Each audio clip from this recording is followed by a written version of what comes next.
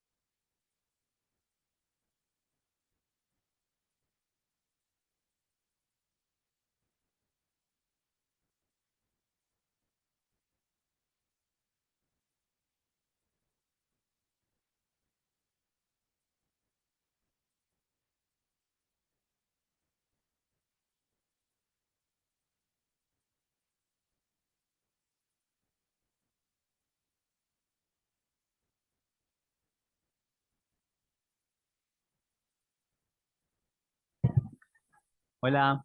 Pongan las cámaras, por favor, que van a sacar una foto del aula. Y que quienes puedan, gracias.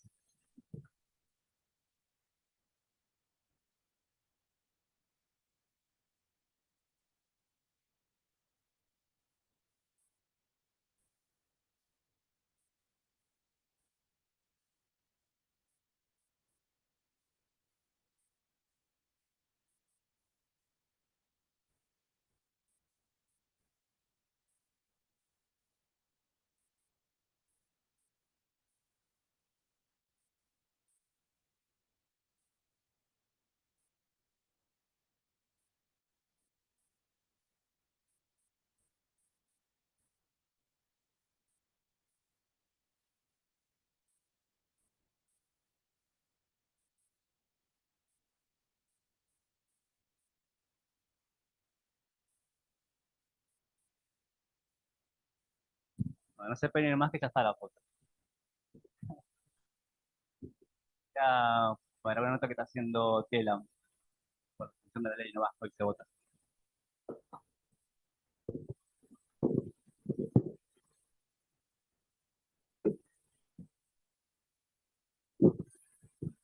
Bueno, siendo que somos 20, que más o menos es la cantidad de participantes que hay cuando empiezo, y acá somos un par también, creo que vamos a empezar. Ahora les comparto el Power y empezamos la clase.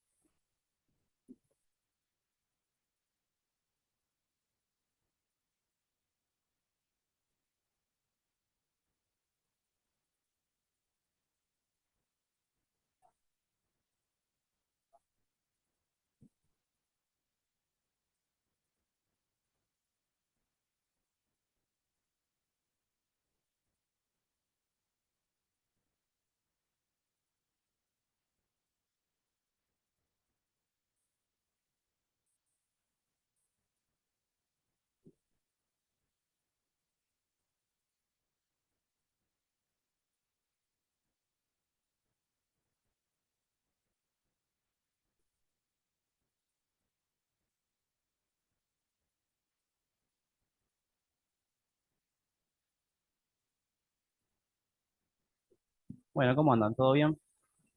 Volvimos otra vez. La clase pasada estuvo Francisco con Pablo y vieron contención administrativo, ¿no? Ok. Ah, bueno, ok, perfecto.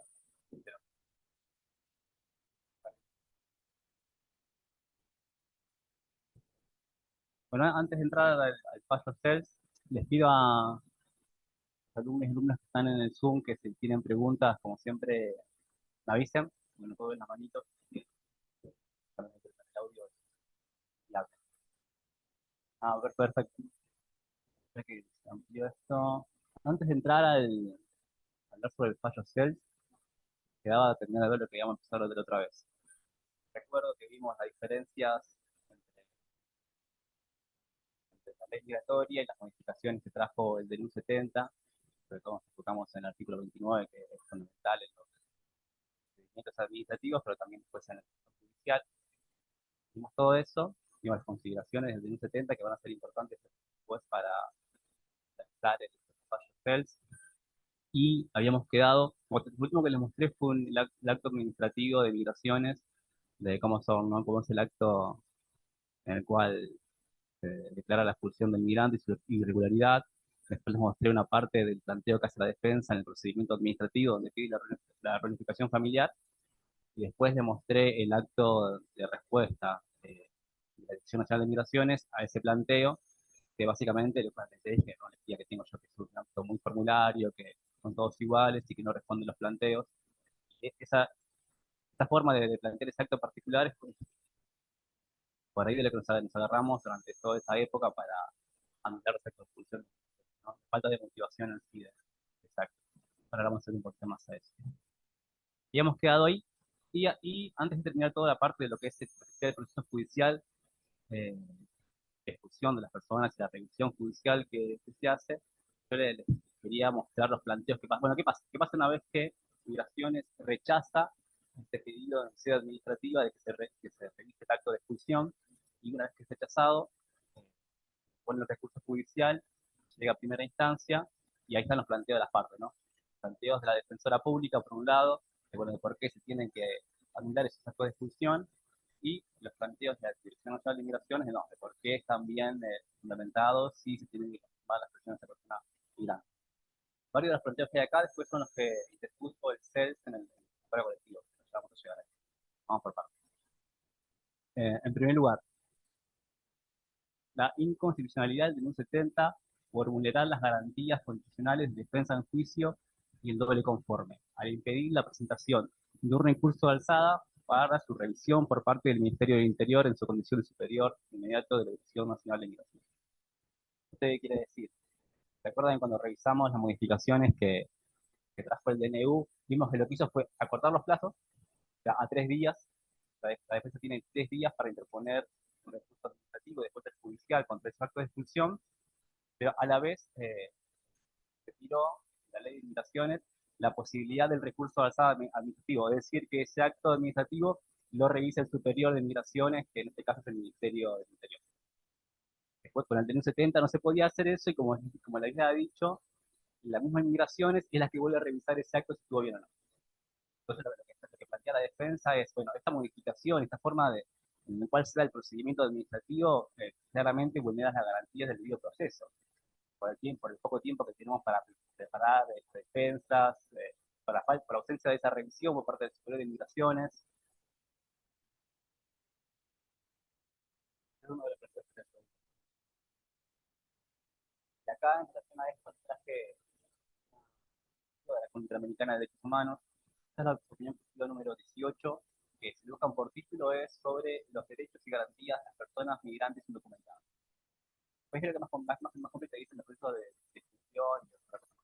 Pero sí, se pueden encontrar como opinión que es larguísima y desarrolla muchísimas cosas sobre los derechos de las personas migrantes, pero en particular sobre esto que les estoy hablando, es este parrafito cortito, que dice que para... Profe, perdón, pero se escucha medio entrecortado. Yo no sé si por ahí porque está muy lejos del Puede micrófono. ser, o sea, aproveché que me dijeron que se escuchaba bien para alejar un poquito, porque a veces es medio incómodo, pero voy a acercarlo más. Ahí Y está perfecto. perfecto, y cualquier cosa me dicen. Vuelvo como Luis Miguel acá bien cerca. Gracias. Para que exista debido proceso legal, es preciso que un justiciable pueda hacer valer sus derechos y defender sus intereses de forma efectiva y en condiciones de igualdad procesal con otros justiciables. El proceso debe reconocer y... Bueno, espera que se activó un celular.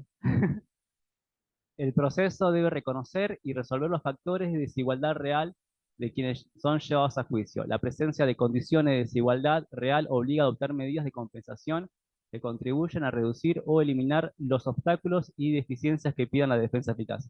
A ver, ya a esta altura tienen que saber a qué se refiere la última oración, cuando habla de la desigualdad real y la necesidad de remover esas barreras en las cuales se encuentran las personas migrantes. Allá, muy, Gabriela, ¿no? Gabriel. Gabriel dice de estructural, que se refiere al principio de igualdad estructural, ¿no?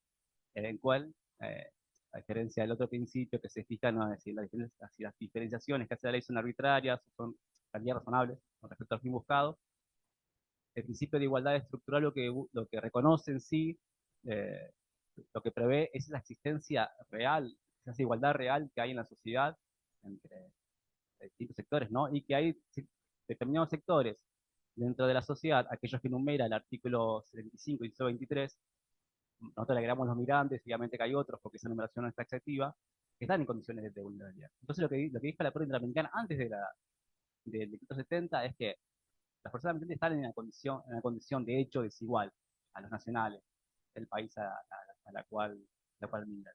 Por un montón de razones que obviamente necesita un análisis sociológico cada una para poder exponerlas, pero existe esa desigualdad. Y lo que debería hacer el Estado, cuando estas personas se encuentran en un procedimiento de expulsión o un proceso judicial de revisión, es intentar remover esas barreras en pos de que puedan obtener una defensa eficaz de sus derechos, ¿no? Todo contradictorio de lo que fijó el del 70, que es reducir los plazos y quitarle la posibilidad de extensión. Es para que contrapongan los dos argumentos, de uno y del otro.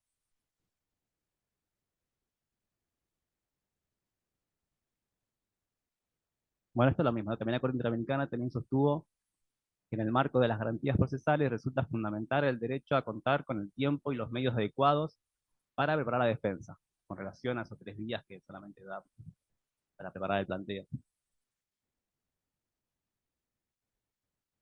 Esto también lo vimos, ¿no? Otro de los planteos es la defensa pública en los procesos judiciales de revisión. El DNU, Profesor, ¿y se levantó esos 3 días o sigue vigente? no, ya se derogó eso. Ahora, si mal no recuerdo, o estás de errores, creo que son 10 días, lo que fija la normativa, pero bueno, habría que revisarlo. En ese caso era en 3 días. Obviamente que después también fija unos días de suspensión de plazo, cuando toma vista el defensor público, no son 13 días exactos, hay como ciertas matices en eso, pero esos 3 días también es un argumento en el cual al cual puede recurrir migraciones para no recibir un planteo recursivo. Es decir, no, me lo planteaste fuera de término, aquel acto quedó fijo, quedó firme. Perdón, volvemos. El DNU vulnera los principios del derecho a migrar al ampliar causales de impedimentos de ingreso y permanencia y la discrecionalidad para su habilitación. Esto fue lo que vimos sobre el artículo 29, inciso C. ¿Se acuerdan?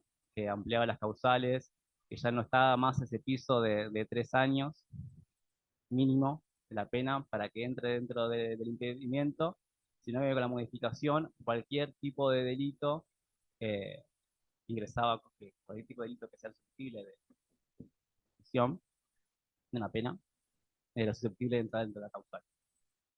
Está claro, ¿no? Y esa modificación lo que plantea la defensa es, bueno, amplió las posibilidades de expulsión de las personas migrantes. Hay nuevas causales que antes no estaban. También una cosa que hace mucha referencia es que es un informe del Comité contra la Tortura de la ONU que salió en 2017 sobre justamente el DNU.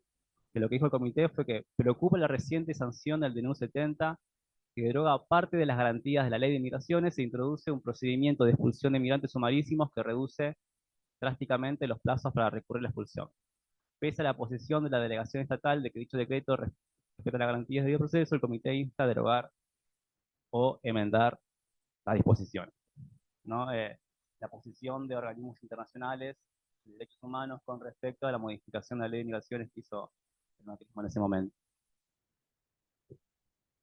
Esto tiene que ver con lo que vieron el otro día sobre este planteo. Lo que plantea la defensa es que esos actos de migraciones no están motivados, no están debidamente motivados. A qué hace referencia esto? ¿Saben ustedes?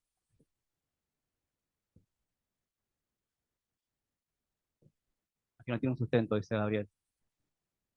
Ahí en el Zoom, ¿alguien?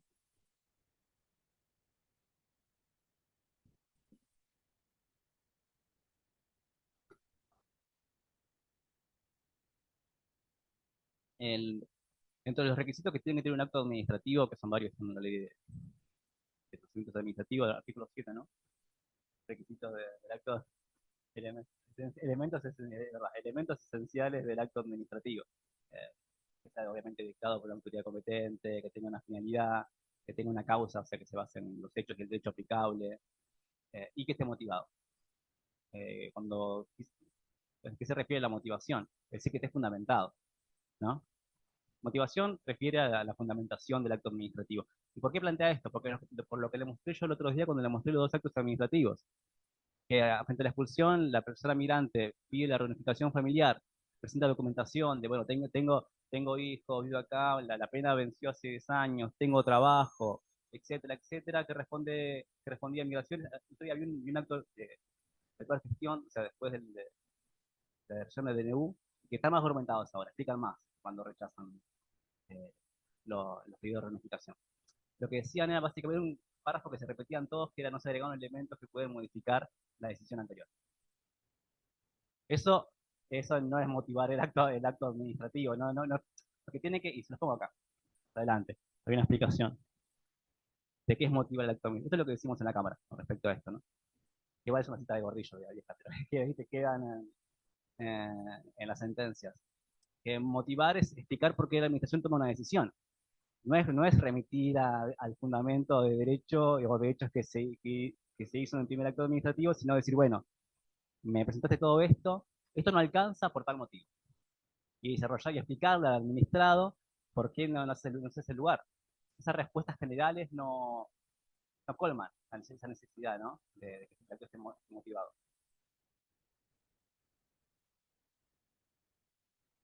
¿Qué les puse acá? Motivar el acto administrativo y dar las razones de por qué el Estado resuelve de un modo en que lo hace, no es únicamente la exteriorización de los hechos y el derecho que sirvieron de sustento a la decisión. Básicamente lo que ponemos es, porque si lo pones así, si el acto es ese, con ese argumento, yo el Poder Judicial, cuando tiene que revisarlo, ¿cómo sé cuáles fueron tus fundamentos para rechazar eso? Porque no están explicados ahí. No tengo formas de poder analizar si está bien o no. Y lo mismo para que impugna, claro. Sí.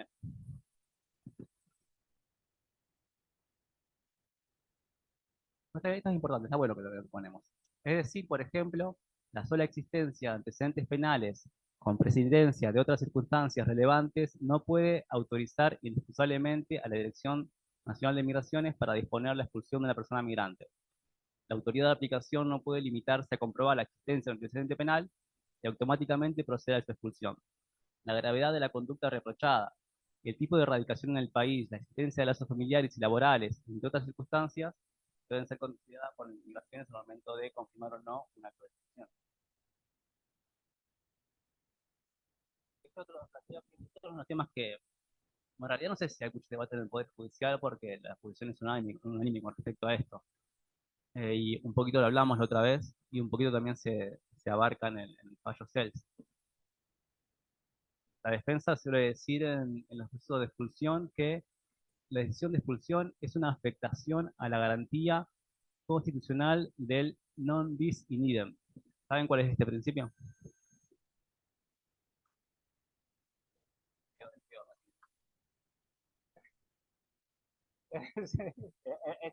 Es el concepto del derecho penal.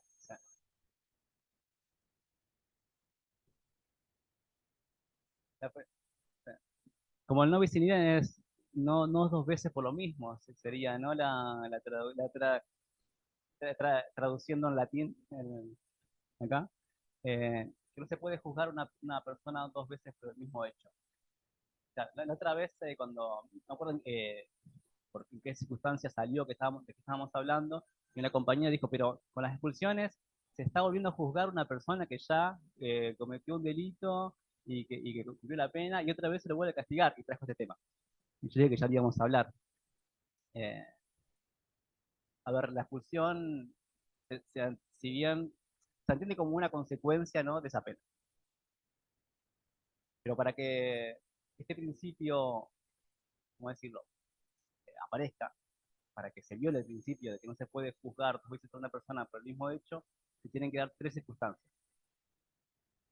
Que sea la misma persona, obviamente, que perseguida dos veces por el mismo hecho, que, que sean los mismos hechos, obviamente, ¿sí? La pena en este caso. El requisito es que la fuente sea la misma, ¿no? La fundamentación, o sea,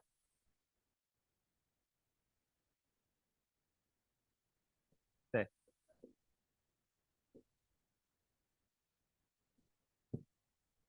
claro.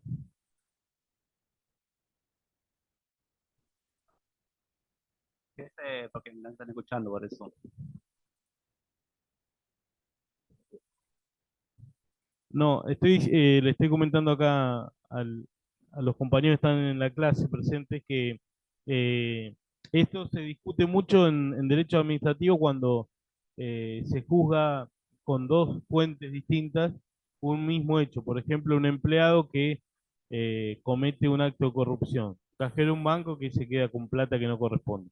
Ese mismo hecho es una falta administrativa que va a implicar el ejercicio de la punición en el ámbito de la relación laboral de empleo público, se lo va si se le encuentra culpable de haber cometido esa falta, se va a aplicar una sanción de expulsión, posiblemente una cesantía, y además es pasible de una investigación penal que implique una sanción penal. Y ahí se daría el caso de dos penas por el mismo hecho.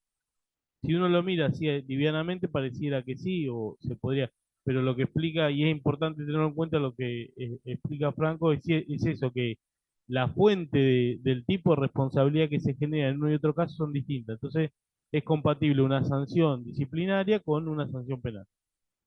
Acá área estaba vinculada con infracciones o faltas de tipo administrativas, pero también está muy vinculado por el tipo de regulación con la preexistencia de condicional. Entonces, les va para poder. Gracias, Pablo. Pequeño paréntesis explicativo. Es mucho más de derecho administrativo que yo, obviamente. Bueno, es eso. Lo que se considera es, bueno, si bien es el mismo sujeto y la pena también es la causal que se utiliza para la expulsión es considerada como una sanción administrativa. Hola, ¿cómo andas? ¿Todo bien? Y por eso, estás ahí, muy bien. Y por eso no se cumplen los tres requisitos para que para que se viole el principio de no persecución, que no se persiga dos veces a una persona por el mismo hecho. Eso está claro, ¿no? Bueno, es así. Igual ahí les dejo una explicación, ¿no? Eso también es lo que decimos en la Cámara.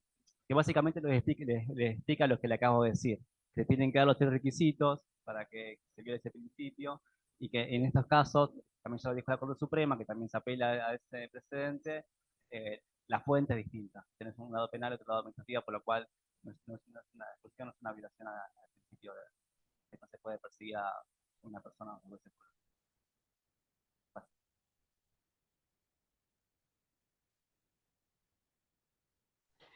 ¿Puedo acotar un ejemplo? ¿Cómo? ¿Puedo acotar un ejemplo? Sí, claro, ¿quién habla? Noemí. No, me contaba un compañero que hace unos días una persona amenazó a Pablo Dugan de C5N, amenaza de muerte. Sí. Por un lado, un hecho de expulsión, lo dejaron sin trabajo, el dueño de la empresa lo deja sin trabajo. Por otro lado, se inicia un proceso de investigación por instigación a la violencia y amenaza de muerte. Digamos, son dos situaciones dentro de una misma persona. Y bueno, claro, ahí tenés una cuestión que es más del ámbito privado, porque imagino que ese Ah, laburo quizás es a privado, y ahí se rompe la relación contractual, quizás motivado para el patrón, y después hay que ver qué pasa ahí, por lo que es el daño que le puede causar a la imagen de la empresa que el empleado de allá anda escupiendo periodistas en un restaurante, y el Lo otro lado, echaron, lo por echaron del persecución. trabajo. ¿Cómo?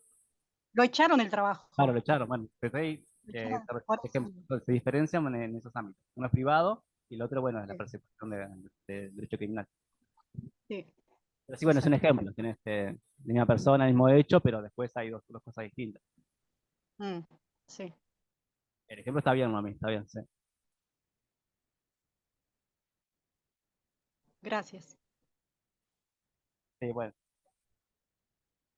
bueno, bueno, justamente es eso, ¿no? Ahí se abren dos instancias totalmente distintas, una del derecho laboral y otra del derecho penal.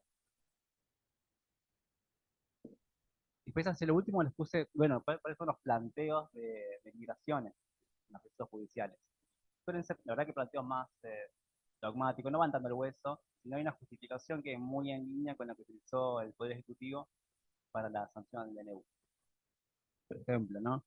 Que resulta evidente que todo extranjero que sea condenado a alguna de las penas previstas en el artículo 5 del Código Penal o que la esté cumpliendo, cualquiera sea el delito que se ejecute, sea la duración de la condena, siendo lo que se trate de una condena de ejecución penal, cae en el impedimento de ingreso y permanencia en el artículo. A ver, buenas justificaciones a la normativa, ¿no? No hay muchas referencias al caso particular en los procesos judiciales, sino hay una fundamentación de por qué es válido, por qué era válido ese decreto.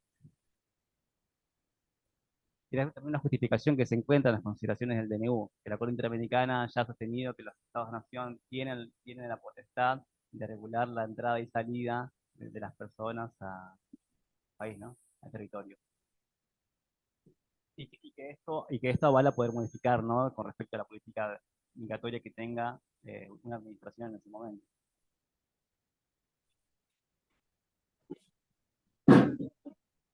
En el caso que En ese sentido, el defensor público no ha logrado desvirtuar la presunción de legitimidad que revisten los actos administrativos impugnados. Acá lo que dice Pablo es que también se fundamenta en que los argumentos no alcanzan para desvirtuar un principio de que los actos administrativos emanados por la administración, o sea, la redundancia, son válidos, tienen una presunción de validez, de legitimidad. Una defensa ultra formalista, como dice Pablo, que en todos los procesos judiciales de revisión contencioso administrativo se plantea esto, que hay que tener en cuenta que los actos dictados por la administración tienen una presunción de legitimidad. Después eso para resolver no tiene mucho peso, porque depende de los argumentos. También se tiene que presentar. Depende. Perdón, hay alguien que tiene abierto el micrófono. Si no, lo que puedo hacer es directamente silencio. Nada, todo no, pero creo que ahí lo he cerrado. Que pase algo en Zoom. Y ya debe haber pasado, seguramente. Tantas cosas. Bueno, esto es lo que dije recién. Que en este contexto no resulta ocioso recordar que medidas como la recurrida, o sea, el acto administrativo de ejecución, constituyen el ejercicio de un poder propio de la administración y dentro de ella la competencia ha sido asignada a un órgano estatal altamente especializado, o sea, las migraciones, cuyos actos han de ser controlados por el Poder Judicial en orden a su razonabilidad, sin que esto habilite a los jueces para sustituir el criterio administrativo por el suyo propio. ¿Qué quiere decir esto? Está muy relacionado con algo que estuvo la Corte Suprema con respecto a los procesos judiciales de revisión de actos de expulsión, es que, por ejemplo, no, en los puntuales, no, por ejemplo, lo puntual, es que la dispensa, según la Corte, según se tiene en la Corte, solamente puede ser otorgada por migración. El Poder Judicial, al revisar esos actos administrativos de expulsión, no puede hablar en términos coloquiales. No puede decir, no, en este caso obviamente correspondía tocar la dispensa porque tiene hijos argentinos, bla, bla, sino que el control que se hace es un control de la revisión de legitimidad de ese acto administrativo, o sea que esos elementos que le nombré anteriormente, claro, claro, que no tenga vicios, como dice acá la compañera, es revisar eso y revisar si es razonable. Ahí, obviamente que ahí en ese criterio de revisión de la razonabilidad, por ejemplo, puede entrar el fallo que vimos del interés superior del niño. O sea, si esa persona tenía niños y la administración no dijo nada, no fundamentó bien, aunque es difícil fundamentar en qué caso podría expulsarlo igual, aunque tenga hijos argentinos, eh, es un acto, un elemento para decir, bueno, este acto es irrazonable, porque no tuviste en cuenta este criterio al momento de confirmar la expulsión. Pero que es distinto decir, no, en realidad corresponde dictar la reunificación familiar y otorgar la dispensa y otorgarla judicialmente. Eso no se puede hacer.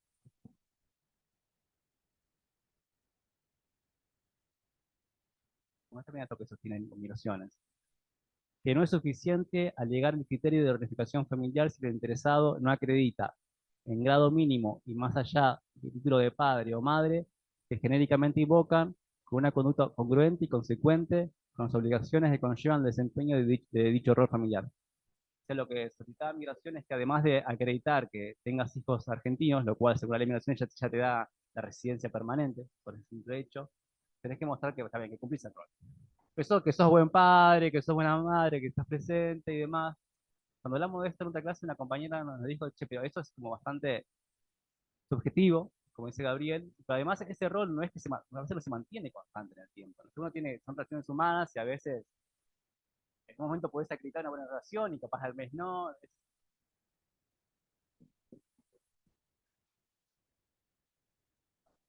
Sí, sí. Claro, bueno, sí, para mí, pero claro, bueno. O sea, como bien plantea acá, tiene que ser para mí la excepción. La excepción tiene que ser el rechazo de la reunificación familiar, porque hay situaciones como violencia doméstica o una situación de desamparo o desatención muy notoria con respecto del padre y la madre con relación a los hijos, ¿no? No que el criterio sea, no, acreditame que sos un buen padre o una buena madre de familia.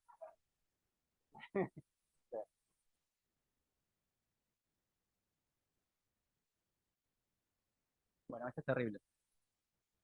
Otro argumento de la migración. Consecuentemente, debe tomarse en cuenta los últimos hechos de gravedad que cobraron notoriedad pública protagonizados por extranjeros,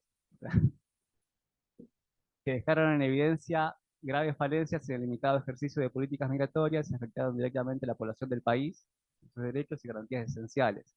Crímenes relacionados con el crimen organizado y el narcotráfico que se desarrollan en el territorio nacional a la sombra y con la protección implícita de un mecanismo legal recursivo que en la práctica se ha mostrado excesivamente lento, de plazos extensos y de una gran multiplicidad de etapas, que termina perjudicando el verdadero rol de Dirección Nacional de Migraciones para ejercer su poder de policía sobre extranjeros, conflictos con la ley penal.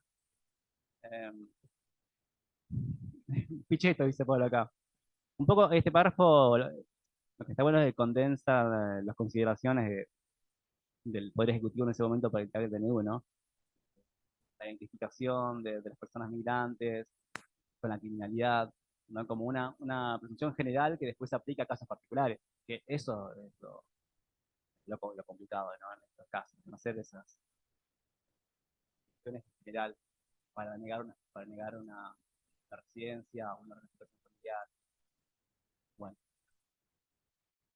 acá terminamos este power, después se los voy a subir. Bueno, desde este van a tener todas las diferencias que hay, le dejé los cuadros entre la ley de inmigraciones y las modificaciones del DNU, esencial para el examen, y después los planteos estos que vimos ahora, que son los planteos de la defensa y inmigraciones en los procesos judiciales, cuando se revisan los puntos de expulsión. Ahora vamos a empezar a ver el paso. Un segundo, ¿eh? No tienen ninguna pregunta, ¿no? En el Zoom. ¿Qué cosa me dicen? ¿Qué hora es? Con propios sepas. Bueno, sí. Creo que va a ser mejor hacer 10 minutos y a las 6 arrancamos y ya le damos hasta las 7, ¿no? Con el profesor Self. Profe, ¿cuándo va a ser el examen? ¿Cómo? ¿Cuándo va a ser el examen? ¿Cuándo va a ser? Sí. Va a ser la fecha de la otra vez, es el 6 de octubre. Y el recuperatorio es el 11, que es la última que tenemos. El 6 de octubre es viernes. No sé cómo vamos a estar de tiempo y demás, pero si quedó tiempo libre, me gustaría hacer un repaso de todo, ¿no? Como para que sepan bien qué temas van a entrar y demás. Pero eso va a depender de cómo estemos de tiempo y si llegamos, porque el viernes que viene tenemos una charla, viene una referente del MAS a dar del MAS boliviano, a dar una charla sobre procesos migratorios y el rol que ocupan acá en la Argentina, ¿no? Y cuáles son actualmente los derechos por lo que están peleando. Eh, Eso va a ser el viernes. Pero bueno, por lo pronto hacemos un cortecito y ya arrancamos. Profesor, pero entonces el parcial es el 6. Eso sí, Bueno, muchísimas gracias.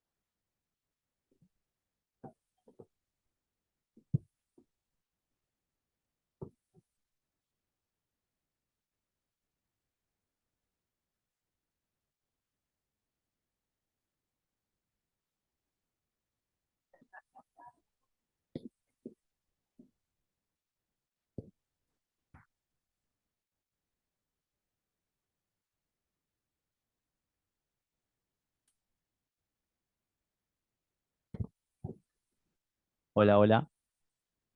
¿Están de vuelta? Profe, Sí, Gladys, mirá. Está una Gladys. cosita. La compañera Soledad Martini no se puede, no se está pudiendo conectar. eh, en realidad porque se siente mal y no se conecta. Dice Está que bien. le avise, me pido que le avise. Gracias, Gladys. Acá las compañeras de acá nos avisaron, así que no hay problema con Ah, eso. listo. Gracias. Bueno, si alguien comenta en el chat poniendo el presente, genial, por ella. Están habilitados a hacerlo.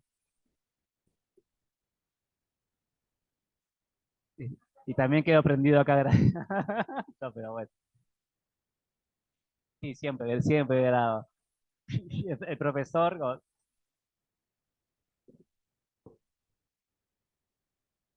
Bueno, vamos a empezar. ¿Qué les parece?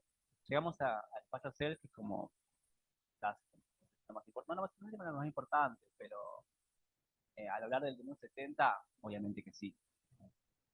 Fue básicamente lo que dijo la justicia con respecto a esta modificación que introdujo el Poder Ejecutivo a la ley de inmigraciones. Fallo self fue un amparo colectivo. Ah, bueno, antes de entrar ahí, amparos colectivos, ¿vieron eso? Fallo A, amparo. No eran características del colectivo. Está bien. Ahora sí, mi amor, ahí está bien. Primera búsqueda. Durante la pandemia se hizo uno, profe, ¿se acuerda? Por el Y es- tema para que el internet eh, para que fuera internet, gratuito.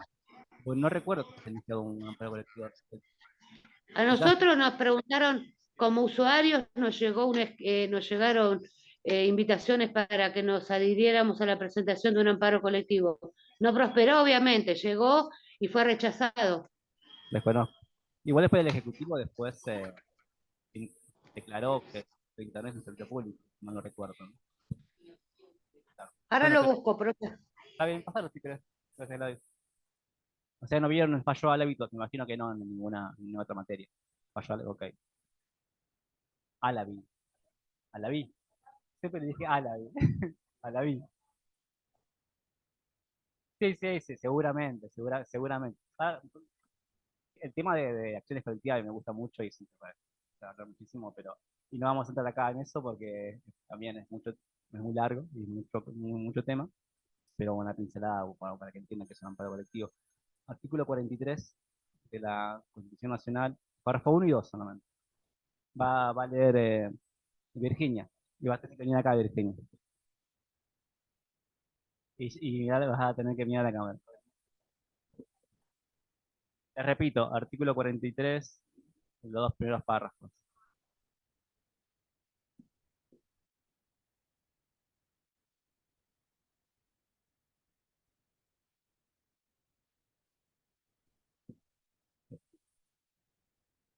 Bueno, artículo 43. Toda persona puede interponer acción expedita y rápida de amparo siempre que no exista otro medio judicial más idóneo contra todo acto u omisión de autoridades públicas o particulares que en forma actual o inminente lesione, restrinja, altere o amenace con arbitrariedad o ilegalidad manifiesta derechos y garantías reconocidos por esta Constitución, un tratado o una ley. En el caso, el juez podrá declarar la inconstitucionalidad de la norma que se funde el acto u omisión lesiva. Podrán interponer esta acción contra cualquier forma de discriminación y en lo relativo a los derechos que protegen al ambiente, a la competencia, al usuario y al consumidor, así como a los derechos de incidencia colectiva en general, el afectado, el defensor del pueblo y las asociaciones que propendan a esos fines, registradas conforme a la ley, la que determinará los requisitos y formas de su organización. Gracias, Vir. Bueno, el primer párrafo fue básicamente lo que establece la acción de amparo. Algo ya vieron sobre eso, pero en el segundo se establece el amparo colectivo, ¿no? Que fue lo que inició el CELS. Perdón. No lo vamos a repasar, ya lo leyó y ya lo pueden buscar. Pero después en el fallo, a la vi, o Alavi, no, lo he hecho yo casi toda mi vida. Eh, yo te dije Alavi también. Eh, lo que tiene el amparo colectivo es que todavía no está en sí reglamentada cómo se ejerce esa acción, ¿no? Cómo se lleva a cabo. No hay una ley que la reglamente. De eso se hace cargo, se hizo cargo la Corte en este fallo, en la vi, donde describió que, esto es lo importante, que en términos de legitimación procesal, hay tres tipos de legitimaciones que se reconocen en nuestra normativa. Derechos individuales, o sea, la legitimación para ejercer derechos individuales, o sea, es fácil, ¿no? Patrimonial, o lo que sea que cada uno ejerce porque les pertenecen a uno. Derechos de incidencia colectiva, que son los que hace referencia a ese párrafo, ¿no? En particular, y se habla del medio ambiente, de los consumidores, un par de ejemplos más, que no fueron, pero bueno, están ahí. El más característico es el medio ambiente, ¿no? Derechos que no pueden ser divisibles. ¿Cómo? Cuando se vulneran. Claro, bueno, claro, es justamente cuando son vulnerados, bueno, después dice el afectado, ahí dice quiénes pueden iniciarlo, el afectado, el defensor del pueblo y las asociaciones que se creen con ese fin. La reacción es distinta, pero reconoce tres legitimaciones. El afectado, que fue afectado en este caso, por ejemplo, una contaminación de un río con él, el defensor del pueblo, que vale decir que no tenemos en este momento defensor del pueblo de la nación, por lo cual es una legitimación para los amparos colectivos que no se puede ejercer, porque no hay defensor del pueblo de la nación, y las asociaciones que se crean para esos fines. Esa sería la segunda legitimación que reconoció la Corte ahí, pero después reconoció otra que dice derechos individuales homogéneos. Homogéneos, o sea que son divisibles, pero que son entre ellos del mismo tipo y que se reconoce una causa común en la afectación a esos derechos individuales homogéneos. Un clásico ejemplo es aumento de tarifas.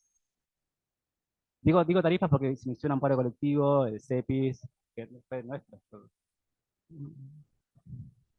¿A vos del CEPIS? No, yo fui el que redactó la sentencia de Cámara. Un gusto. Nunca habíamos hablado de esto, pero bueno. Está bien, mira. Bueno, puede ser el ejemplo de tarifas porque es un ejemplo que viene a la mente, ¿no? El macrismo, el aumento de las tarifas se inició, un amparo colectivo, en ese caso fue por el aumento de las tarifas de gas, que llegó a la Corte, que confirmó la sentencia, pero ahí la decisión que era correcta. Eso, claro, sí. Sí, porque no aclaramos nosotros, bueno, quiénes eran los afectados, quiénes los usuarios afectados, no hicimos distinciones entre empresas, y eso hizo la Corte. Confirmó, pero bueno, con esta división. Bueno, eso es un ejemplo de derechos individuales homogéneos, que también se puede iniciar un amparo colectivo al respecto, ¿no? Y creo que es el caso del DNU, entraría ahí, en este último ejemplo, ¿no? Porque es una modificación a la ley de migraciones que afecta a un montón de personas, pero quizás para iniciar una acción judicial hace falta plata, tiempo, claro. Claro, bueno, obviamente que después, al momento de identificar la clase, que no es que todos están afectados por ese acto, sino que lo que tiene que hacer puede presentar un amparo que dice, ¿dónde están los mensajes? ¿Dónde están los mensajes? Más, acá, chat. Todo, ¿eh? Puede presentar un amparo, el afectado necesita un abogado. Bueno, obviamente que para poder ejercer la acción es necesario que tenga patrocinio letrado. Ah, obviamente, no. Pero en el que estamos hablando del caso de acciones, amparo colectivo en este caso. Bueno, volviendo al DNU, afectaba a un grupo, a una clase determinada individualmente, pero tenía una causa que era homogénea, que era un decreto de necesidad de urgencia dictado por el Poder Ejecutivo, muy identificable. Pero pensemos en por qué se crea este mecanismo.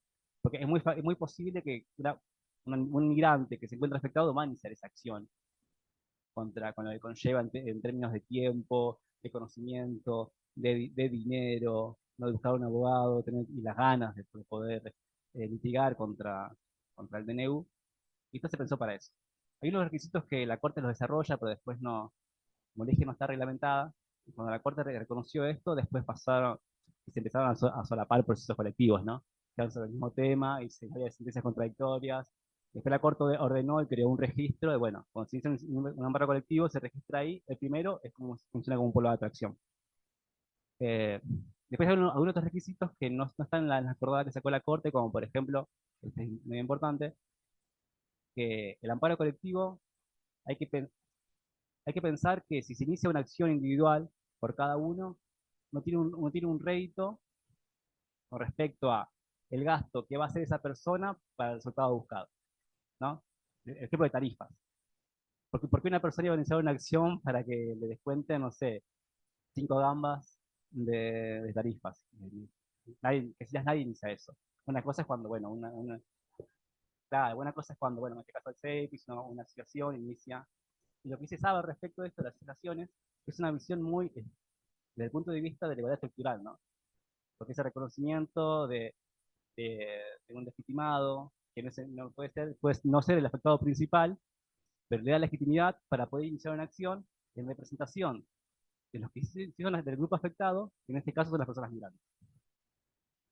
Eso como un panorama muy amplio de lo que es amparos colectivos, para que vean en el marco de qué se inició esta acción. En este caso fue el CELS, lo conoce el Centro de Estudios Legales y Sociales, y un par de secciones más, que ahora se las voy a nombrar. Después también se sumaron el Defensor del Pueblo, en este amparo colectivo, el Defensor del Pueblo de la Ciudad de Buenos Aires, el Defensor del Pueblo de la provincia. Pero después la Cámara le quitó la legitimación. Esto a partir de un fallo que dijo que la Corte, en el cual sostuvo que el Defensor del Pueblo de la provincia no tiene legitimidad para iniciar una acción colectiva cuando reclama por normas dictadas por el Estado, ¿no? Nacional. Como que las autoridades, en este caso el Defensor del Pueblo provincial, no tiene legitimidad para cuestionar una norma dictada por el Estado Nacional, excepto que la Constitución de la provincia se lo reconozca, o una ley especial, ¿no? Pero exacto. No, perdón, tampoco de Cava. ¿Por qué? Porque es una autoridad local.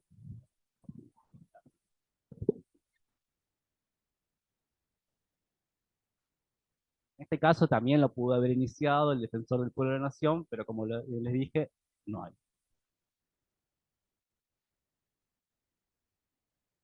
¿Cómo?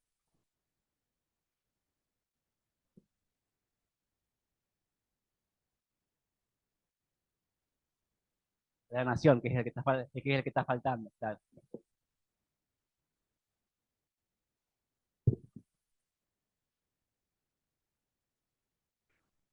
Bueno, luego de este pequeño repaso les comparto ahora el Powers, ¿eh?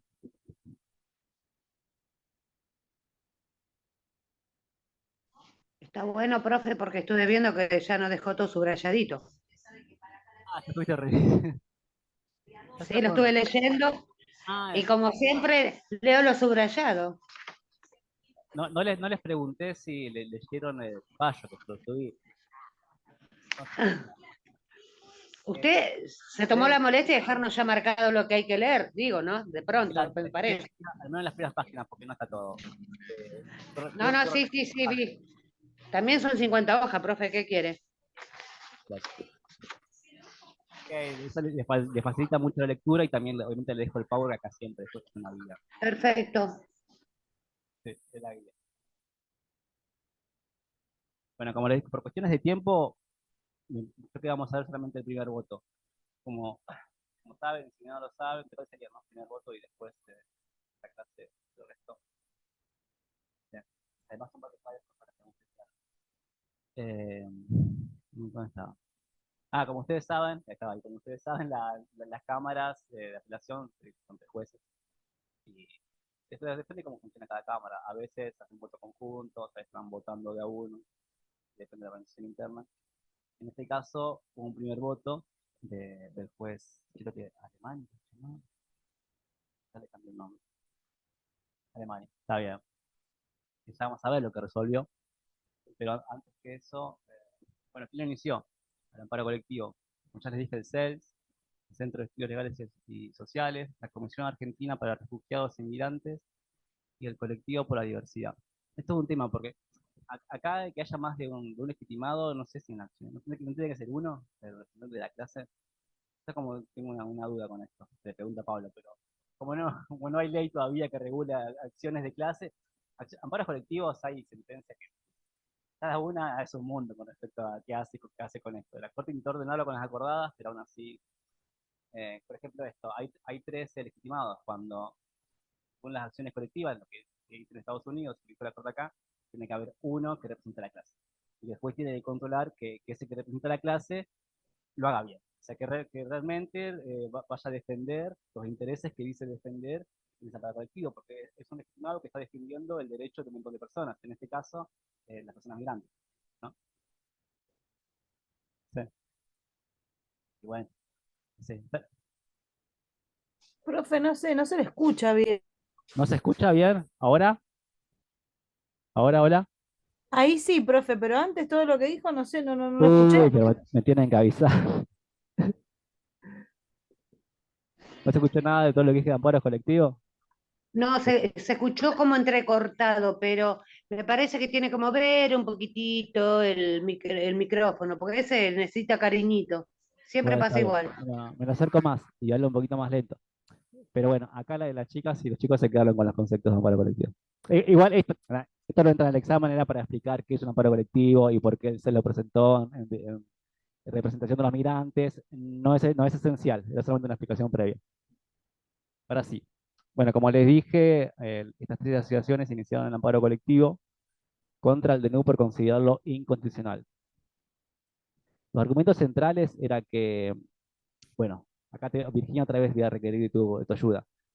Artículo 99 de la Constitución Nacional, punto 3. O sea, léeme el encabezado nomás y después el punto 3. 99, sí.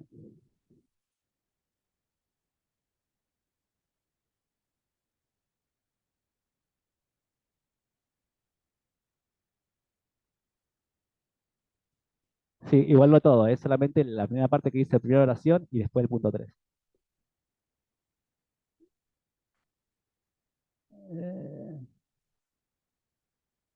Sí, pero el 3. Sí. Hasta acá, hasta este párrafo, si quieres, solamente.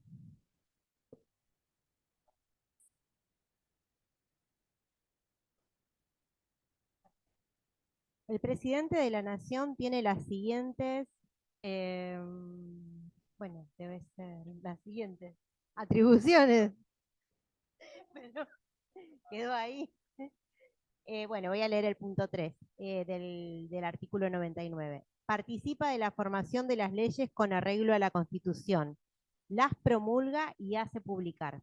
El Poder Ejecutivo no podrá en ningún caso, bajo pena de nulidad absoluta e insanable, emitir disposiciones de carácter legislativo, solamente cuando circunstancias excepcionales hicieran imposible seguir los trámites ordinarios previstos por esta Constitución para la sanción de las leyes, y no se trate de normas que regulen materia penal, tributaria, electoral o el régimen de los partidos políticos.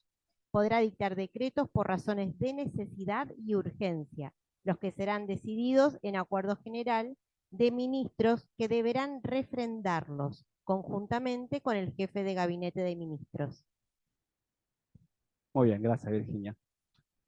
Bueno, lo que está diciendo acá el artículo es que el presidente no puede dictar leyes, ¿no? Normas de carácter legislativo, especialmente si son tributarias, penales, referente a los partidos políticos electorales, ¿no? Esos ejemplos. Y que solamente en caso de necesidad o de urgencia puede, hablando coloquialmente, saltarse el procedimiento del Congreso para dictar las leyes, solamente en caso de que se den estas necesidades de carácter urgente. Bueno, acá tenemos, claro, necesidad de urgencia. Acá tenemos un decreto de necesidad de urgencia que lo que hace es modificar una ley, o sea, es de carácter legislativo.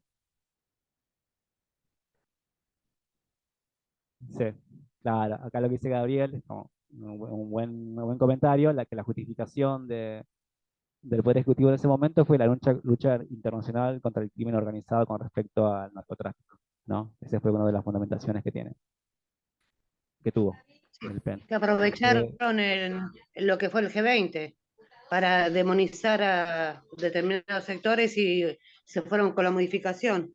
Sí, fue bastante asquerosa la maniobra. sí, no sé si temporalmente coincidieron, ¿no? El DNU, pero... ujú, sí, la droga, sí, sí, sí. Ujú. Bueno, lo que sostenía el CER es que en realidad no estaban dadas esas circunstancias excepcionales para que el Poder Ejecutivo modificara la ley de inmigraciones. Ese es el planteo principal, ¿no? Además, esto está relacionado con ese planteo de por qué no correspondía, que tenían que legislar materia penal.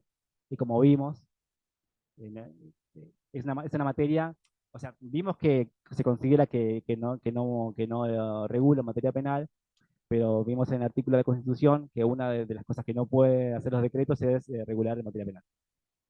Sí. Expresamente dice no penal. Y lo que dice el CEL es está regulando en materia penal. Por esas modificaciones que hace en particular las causales. Al realizar esas modificaciones a las causales, ampliando los delitos que entraban en las expulsiones, al crear la figura de retención, o sea que, ¿se acuerdan que lo abrimos eso? Que la persona migrante pueda ser retenida durante el procedimiento administrativo para ser expulsada. Por estas dos situaciones, lo que considera el CEL está regulando en materia penal. Por lo tanto, es incondicional. Y la tercera, el argumento es, bueno, que se basaba en apreciaciones sesgadas sobre las personas migrantes y se fundaba en datos estadísticos desconocidos. Eso también lo vimos cuando vimos las consideraciones del DNU, que hace referencia a los porcentajes de personas migrantes en la cárcel relacionados con crímenes del narcotráfico, y debatimos y demás un poco, bueno, que hacía referencia a eso, ese día en clase. La justificación del DNU es que había en ese momento, creo que dice 25 o 22 por ciento de las personas migrantes detenidas, el 22%, o sea, del total de las personas migrantes detenidas, el 22% era por causas relacionadas a la ley de drogas. Ese es uno de los argumentos. En total, de las personas detenidas, las personas migrantes representan el 5%, según las últimas estadísticas. Es decir, el 5%, el 22% eran por crímenes relacionados al narcotráfico. O sea, ese es uno de los fundamentos principales del PEN para sacar el DNU. Vamos a ver después qué dijo la justicia con respecto a eso. En primera instancia fue rechazado el amparo colectivo. Se, se rechazó, después, acá hay unos argumentos que utilizó el juez en primera instancia, que también están en el artículo de la Constitución, que dice que una vez que el PEN dicta el DNU, tiene que enviarlo al Congreso, donde se crea una comisión bicameral que en 10 días tienen que dictaminar en favor o en contra del DNU. Y ese dictamen se eleva a las dos cámaras del Congreso y tiene que abocarse rápidamente, eso dice la reglamentación, al tratamiento de la medida. Ya habían pasado casi un año desde que se sacó el DNU hasta que se dictó sentencia, y durante todo ese momento no hubo ni dictamen de la comisión bicameral, y obviamente se trató en el Congreso, en ninguna de las dos cámaras.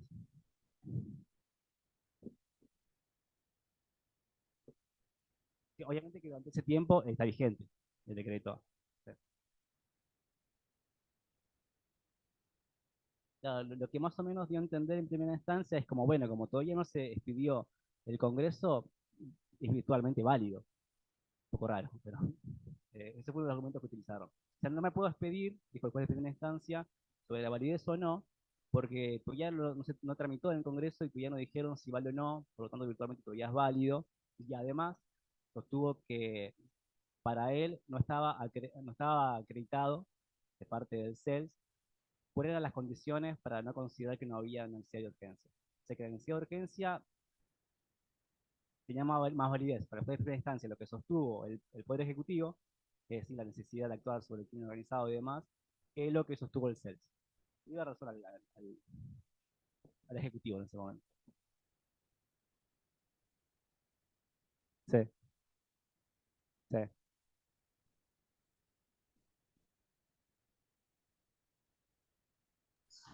No se escucha, un micrófono, por favor, para No, el compañero. sí, ¿querés venir a hablar acá, Gabriel? Así te escuchan. O si no, sí.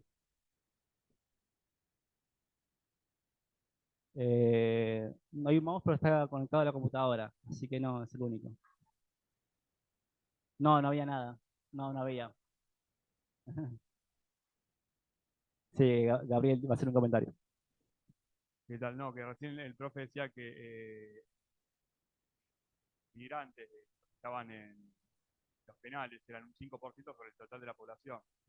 Yo recuerdo que del macrismo se intentaba justificar que ese 5% tenía un peso específico por cuanto eran organizaciones criminales organizadas. Si recuerdan que estuvo muy en boga el tema de van a venir las maras salvatrucha y qué sé yo, y con eso se hizo toda una campaña que afectó este tema. Estaba el tema de los mexicanos que iban a instalar acá con cárteles. Gabriel, acerca un poco el micrófono, se te escuchó todo entrecortado. Ya terminé. Acá Gladys los marca seguida, todos los ordena, ¿eh? No, profe, porque me interesa y si se escucha, es una pena que se No, escuche mal. lo que decía Gabriel es que dentro de la narrativa del macrismo estaba esta cuestión de implementar, ¿no?, un miedo con respecto a la formación de una organización criminal extranjera, hablando de los maras, ¿no?, de las organizaciones que se forman a veces dentro en los penales, y queriendo identificar a ese 5% de los migrantes en los penales como un peligro latente, ¿no? Era eso. Bueno, ¿qué más dijo el juez de primera instancia? Todo esto que estuvimos hablando acá, para él no era así. Se consideró que el delito no agregaba nuevas causales de expulsión, descartó que la reducción de los plazos sea violatoria de la defensa en juicio, y también descartó lo argumentado con respecto a la arbitrariedad e ilegalidad del régimen de retención. Este mecanismo que impuso el DNU de que se puede retener a la persona mirando hasta que sea expulsada. Bueno, acá les puse un resumen del artículo 99.3. En realidad, con la Virginia. La Corte Suprema interpretó para que el Poder Ejecutivo pueda ejercer válidamente facultades seguras de las siguientes condiciones: que sea imposible crear una ley mediante el trámite para la sanción de eso lo impidan. Y acá, ejemplos, bueno, acciones bélicas, ¿no?, situaciones de guerra o cuestiones meteorológicas que hicieran imposible que los diputados o senadores se puedan mover hacia el Congreso. Está unos ejemplos de bueno, en qué circunstancias son estas, ¿no?, en particular excepcionales, por las cuales hay que dictar un DNU. La situación requiere una solución legislativa, o lo que pasó en pandemia. Bueno, exactamente, ahí tenés una excepción extraordinaria que a priori justificaría el dictado de un DNU. Después, bueno, hay que revisar qué más. Y se dictaron DNU. Claro, bueno, como decía ahí en Pablo, todos los DNU de salud que se dictaron en ese marco, obviamente que tienen fundamento en lo que dijo la Corte acá en inciso A, ¿no? Inciso, el punto A. Claro, bueno. Sí. Sí, también los DNU con respecto a la cuarentena y demás, el ASPO, ¿no? ¿Cómo se llamaba? Todos esos fueron por DNU. Sí. Y ve que la situación que requiere solución legislativa sea de una urgencia tal que deba ser inmediata, en un plazo incompatible con el que demanda el trámite normal de las leyes. Bueno, el ASPO también es eso, ¿no? Todo lo que los DNU que se dictaron durante la pandemia, estas dos condiciones estaban ahí presentes. Así que podemos entender que eran bastante legítimos. Bueno, sí, pasaba lo mismo con este, no sé. Bueno, ahora vamos a ver qué pasa con eso. Bueno, el juez Alemania. Empezamos por lo bueno. Hizo lugar parcialmente al pedido del CELS, con respecto a algunas circunstancias. O sea que declaró que el DNU es inválido en cuanto imponía el plazo de 3 días para interponer el recurso administrativo y judicial. Esto lo hablamos hasta el hartazgo, o sea, esa reducción de plazos. Él consideró que era una violación del debido proceso. O sea, un punto. 2. Establecía la posibilidad de que las personas migrantes puedan ser retenidas durante los procedimientos de expulsión, donde hablamos, la figura de la retención, fundamental. 3, que fijaba que la DNM era la única que podía otorgar la dispensa. O sea, para él, mencionan las migraciones. Para él, esa sustracción, esto lo dice así, esa sustracción del control judicial al mecanismo de la dispensa era inconstitucional. No pueden evitar esa revisión de la justicia sobre una decisión administrativa, sobre todo esta, ¿no? Que es expulsar a una persona migrante del país. Esa es la posición de él, que vale decir que es una posición contraria a la que tiene la Corte. O sea, la Corte en varios Rojas, que está citado en el fallo que les dejé de los niños en situaciones de vulnerabilidad, cuando su madre o sus padres son expulsados. Lo que dijo la Corte ahí es que la dispensa solamente la puede dictar la administración, la Dirección Nacional de Migraciones. Es una facultad discrecional que la ley le otorga al Poder Ejecutivo en este caso, y que la justicia únicamente lo que puede hacer sobre esa decisión es revisar esto que ya les dije, que ese acto administrativo cumpla con todos los elementos para que sea válido, entre ellos la motivación, y que sea razonable. En ese caso entendió como que en el caso del niño, ¿no? Que como Migraciones no tuvo en cuenta la situación de vulnerabilidad de los niños que iban a quedar acá desamparados en Argentina, el acto era irrazonable. Esa es la distinción que hace la Corte. Si bien acá Alemany dijo lo contrario. O sea, para él la justicia puede otorgar o decir que corresponde la dispensa en los casos que revisa. Vale decir también que Barrios Rojas fue posterior a este fallo de CES. Lo que pasa algo muy extraño con este amparo colectivo es que llegó a la Corte, porque fue apelado, pero la Corte todavía no se expidió. Lo que hizo la Corte es, paralelamente a este fallo que declaró la nulidad del DNU 70, es dictar otras sentencias como estas Barrios Rojas, de casos particulares, y empezar a fijar criterios para reducir el control judicial sobre las decisiones de migraciones. ¿Se entiende? Pero nunca se expidió, todavía no se expidió, sobre si era válido o no. Y no lo va a hacer, porque fue derogado. Entonces ahora cuando tengan que resolver lo que va a decir todo, ya se derogó, no tenemos por qué decir nada. Lo devuelve. No va a opinar. No. Esa fue la forma que buscó para justificar o legitimar algunas políticas migratorias del macrismo sin tener que expedirse sobre la validez. Y lo hizo apelando a casos que eran anteriores a la modificación de la ley de migraciones. Sí. Ahora le repito las preguntas, ¿eh? Sí.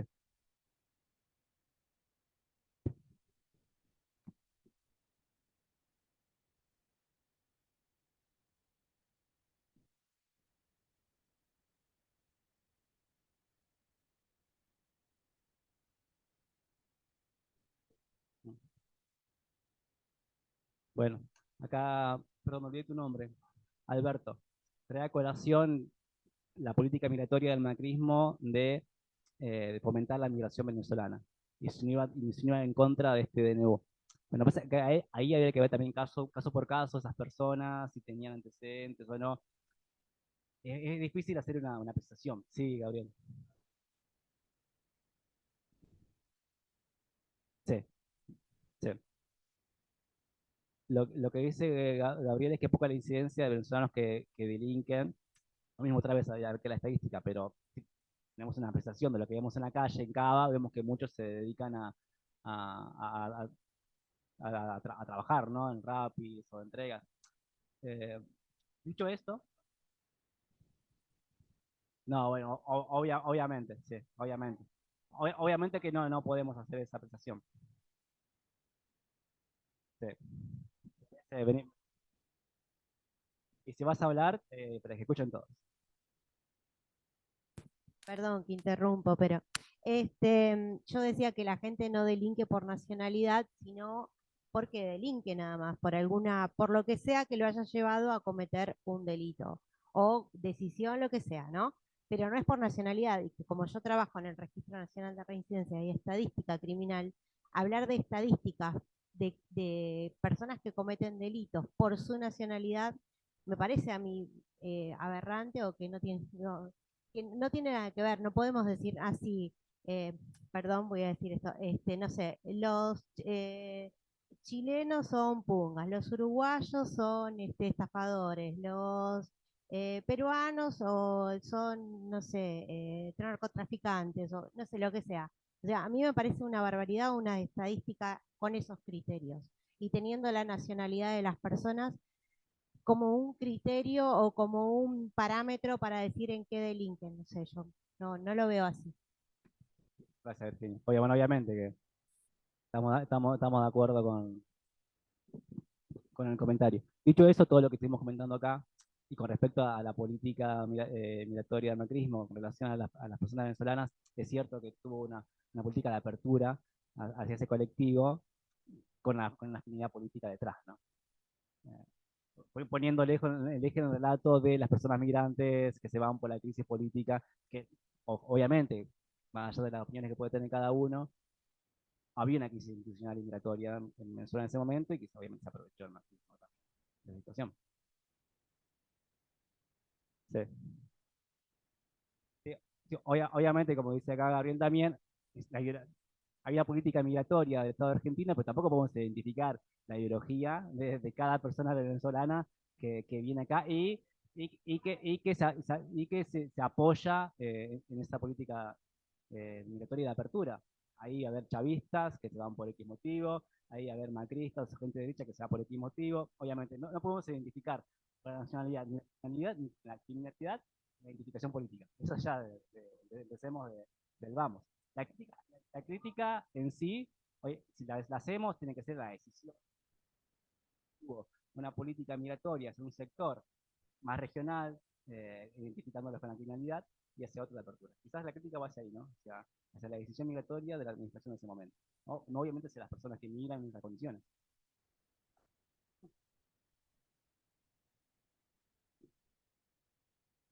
Sí, sí, sí. Acá Virginia trae a colación algo que también está en la Constitución de la fomentación está mal dicho, ¿no? Del fomento, perdón, del fomento de la Unión Europea, ¿no? En comparación a la actualidad, que ahí tenemos una migración más de un rasgo regional. No caigamos en la trampa de caer en esa discusión de identificar a la migración regional como con lo malo. Bueno, dicho esto.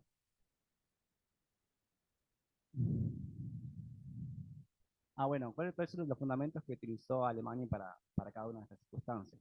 Con respecto al plazo de 3 días, lo quiso citar un fallo de la Corte Suprema que hablaba sobre faltas eran? Sanciones contravencionales, que también había una norma que fijaba que se podían apelar dentro de los 3 días y que la Corte en ese caso entendió que era obligatorio el debido proceso. Con ese argumento lo trajo acá y dijo, bueno, esto también, obviamente son 3 días, también según lo que dice la Corte, es obligatorio el debido proceso.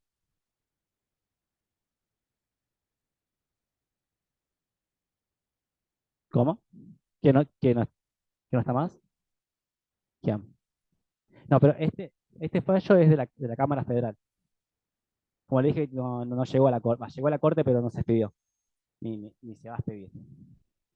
Con respecto a la retención de la persona migrante, de manera tal que lo que debe constituir una medida instrumental, o sea, la retención, instrumental para la expulsión, pues la privación de la libertad del migrante tiene la sola finalidad de hacer efectiva la orden de expulsión, como les dije, se convierte de hecho en una detención arbitraria, ya que en la práctica la duración de los procedimientos administrativos y judiciales se extienden durante meses o años, y nos advierte por qué razones esas mismas circunstancias no habrán de repetirse en los procedimientos migratorios. ¿Qué quiere decir? Esa figura que se creó con un fin instrumental, que es retener para la expulsión, no tiene en cuenta que estos procedimientos, después del proceso judicial, a veces duran meses y años. ¿Y qué pasa durante esa persona durante ese tiempo? Si se dan estas circunstancias, se transforma en una retención arbitraria. ¿Pero cuánto tiempo va a estar la persona retenida hasta que se decida qué pasa con ese acto administrativo? Este es el argumento que utiliza él para decir, bueno, es inválido esa figura.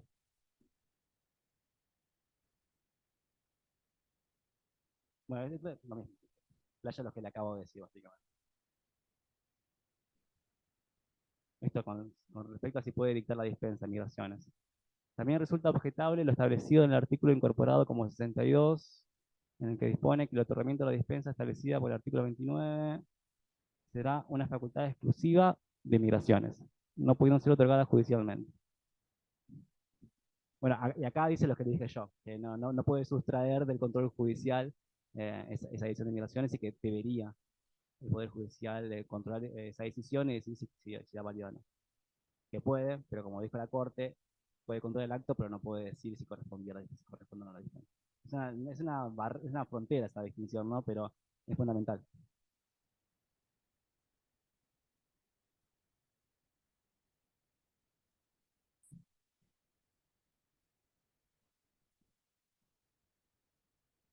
Esto con respecto a, bueno, a partir de acá son, bueno, ¿a quién hizo lugar?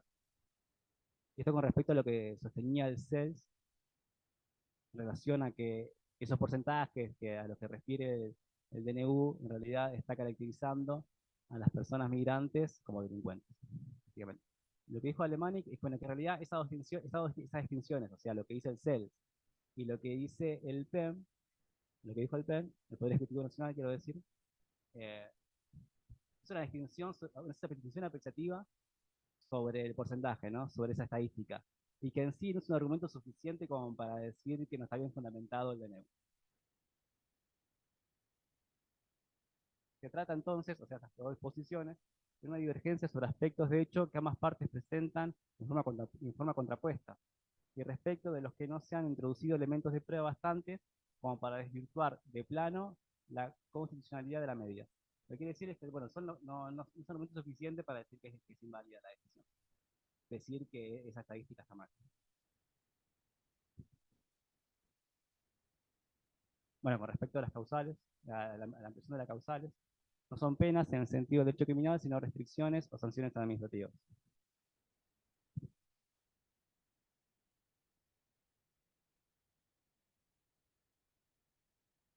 Bueno, llegamos al final. Pero acá ya entramos, además estoy viendo que las caras ya no dan más. Me imagino que también en casa. A ver. Sí, se corta. Bueno, pero esto es de antes. No. Preguntas en el Zoom. Esto que vimos ahora, bueno, fue la decisión del primer voto. Alemania. Le hago un resumen rápido antes de irme. Le hizo lugar a la acción de amparo con respecto a la retención, con respecto a los plazos. Me está faltando uno, ¿no? Ah, muy bien, Virginia, alguien que ya está habilitada para el parcial. Y que con respecto a que migraciones no es la única que puede dictar la defensa. Gracias. Sí, sí, sí.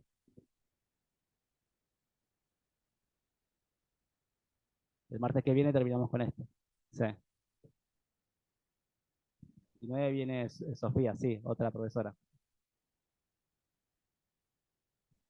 Un repaso. Bueno, ahí les tiró el profe el programa. O sea, que yo voy a repetir porque esto es importante. Hasta ahora vimos el primer voto de fallo CELS. Este es el voto que quedó en minoría, como les puse ahí. O sea, esta no es la solución del caso. No, al contrario. Este es como en el punto medio. Pregunta Gabriel si este fue más favorable. No. En primera instancia rechazó. En el primer voto le da la razón en algunos puntos y vamos a ver qué dice la mayoría. Quedamos ahí en suspenso. El viernes que viene Janet, como les comenté, en la compañía de la Comunidad Boliviana. El otro martes, la semana que viene, vamos a terminar el fallo CELS y seguramente, como van a ser 2 horas, algunos fallos de la Corte Interamericana que también van a entrar en el parcial, pero eso no vamos a hacer un análisis en profundidad como esto, sino que vamos a ver un poquito más para arriba algunos principios que fijan. Eso es el 26, que es el martes que viene. Todavía no lo subí, pero sí subí este. Sí. Ahora, espera que termine la cronología porque si no se pierde lo que están anotando. Que en el 26 que terminamos esto. El 29 viene Sofía Yapira, que es la otra profesora del seminario, que va a dar una clase, creo, sobre género y migraciones, que después le voy a decir que me pasen solamente una pregunta para el parcial. Así que vamos a ver qué queda ella. Y el 3, la idea, bueno, es, le voy a traer acá un repaso de lo fundamental del seminario, para que más o menos se dé una idea las claves del examen. La clase que ganan todo. ¿Va a ser Claro. multiple choice, profesor? Seguramente en su gran mayoría sí. Ponele que sean, ejemplo, 10 preguntas, 8 multiple choice y 2 a desarrollar un concepto, no muy largo. No, por el campus virtual. Y va a ser del campus virtual. En horario de clase, yo seguramente como ese día no van a venir acá porque es todo virtual, voy a estar conectado en el Zoom, porque tienen alguna pregunta o duda o cualquier cosa. Sí. Acá pregunta Virginia si vamos a estar sincrónicos. Y sí, porque el horario para hacer el examen va a estar habilitado en esas 2 horas de clase. Y yo esas 2 horas voy a estar en un Zoom. Si quieren, no. Si quieren, para hacer alguna pregunta o una emergencia, sí. Pero no hace falta que se conecten al Zoom. No hace falta. Ustedes sí entran. Ustedes entran al campus del examen. El Zoom, si quieren, no. No hace falta. Y la próxima clase, después del 6, que es el martes 11, creo, va a ser los 10. Bueno, sí. Ese va a ser el recuperatorio. O sea que las personas que se saquen 7 o más en el examen ya están aprobadas. 6 para abajo, el recuperatorio. O sea que físicamente no. O sea que después del 3, físicamente no nos vamos a ver más. O bueno, sí, bueno, en otro plano, en otras circunstancias. ¿Todo claro, no? Al sur le pregunto. Que Sí, digamos, profe. se aprueba y ya está, y no se viene, o sea, si se pasa la clase, ¿Cómo?